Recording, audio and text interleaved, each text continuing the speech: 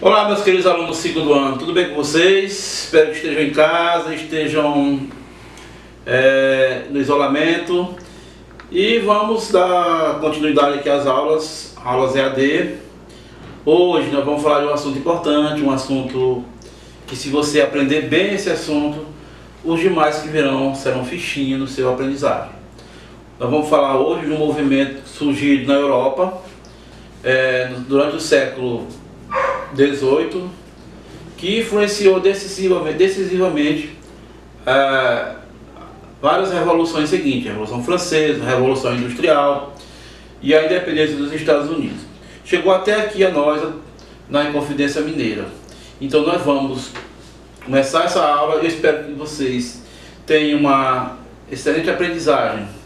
Façam as leituras, além desta aula aqui, façam a leitura nos slides que estão nesse grupo, e posteriormente eu mandarei algumas atividades. Eu espero que vocês mandem essas atividades no privado, na minha página privada. Bom, as ideias elas costumam revolucionar o homem. Todas as guerras, todas as batalhas, elas tiveram origem nas ideias. E o iluminismo é uma revolução no mundo das ideias. Ela é a priori um movimento importantíssimo no século XVIII. Então nós vamos dar início a esse aprendizado.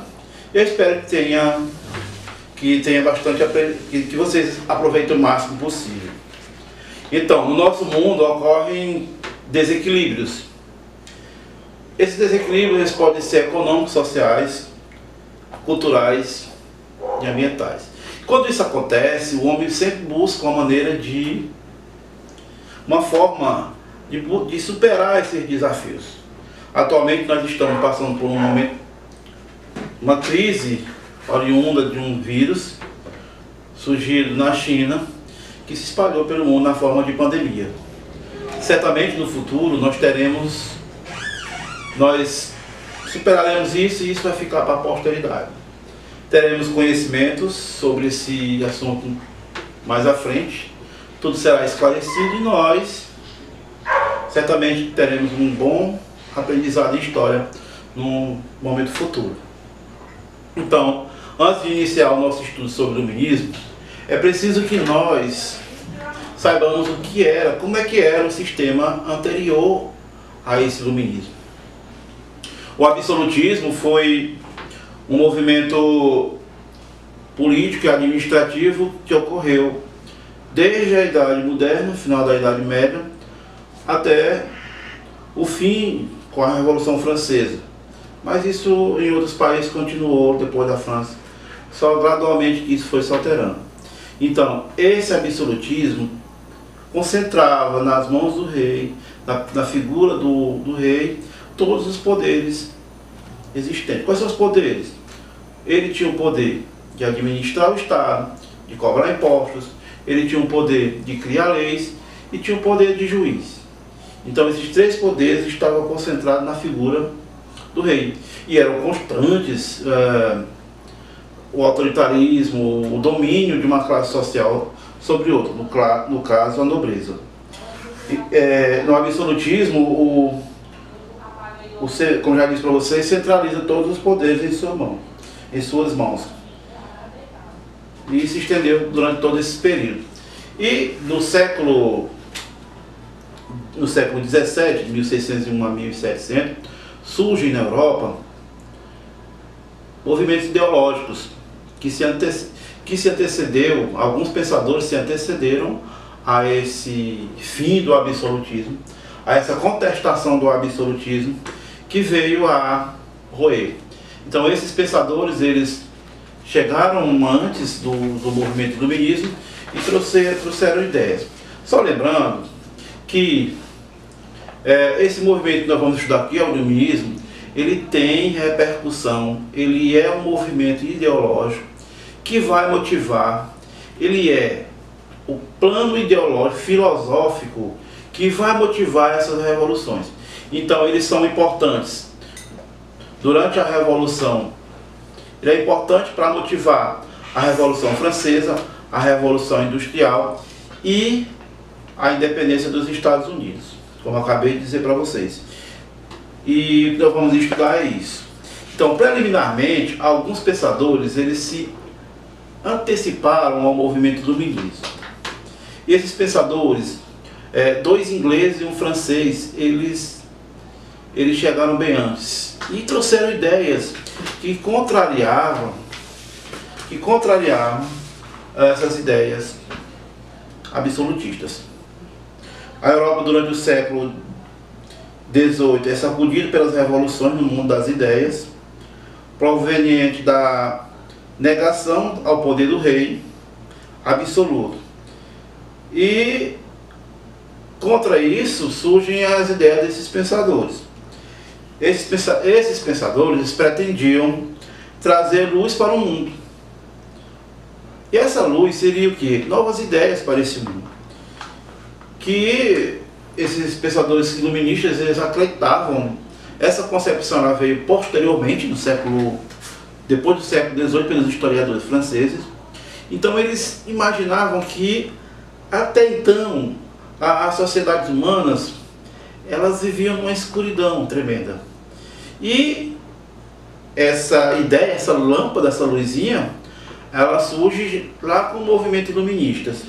Então esses pensadores, eles pretendiam trazer luzes para um mundo que se acreditava imerso nas trevas. E essa imersão, ela vai ter uma certa claridade, essa ilustração ou esclarecimento com as ideias desses pensadores franceses. Esses iluministas, eles pretendiam transformar as relações sociais de diversas formas e fazer com que todos pudessem interpretar e compreender o mundo. A valorização da razão é um dos pontos, é um dos pilares centrais do movimento iluminista. Em vez de apenas tradições, superstições, credos religiosos,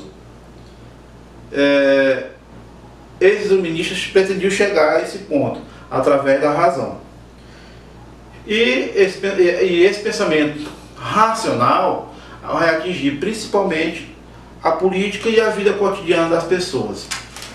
Vale ressaltar também, pessoal, que os pensadores racionais ou iluministas, eles preconizavam que o absolutismo e as ideias econômicas elas atrapalhavam o progresso da humanidade. E, como eu disse para vocês, alguns pensadores eles se anteciparam ao movimento iluminista. Pensadores europeus, eles preconizaram ideias que contrariavam os bem abastados da sociedade. E aí esses três pensadores, John Locke, René Descartes e Isaac Newton, eles foram alguns deles foram matemáticos, filósofos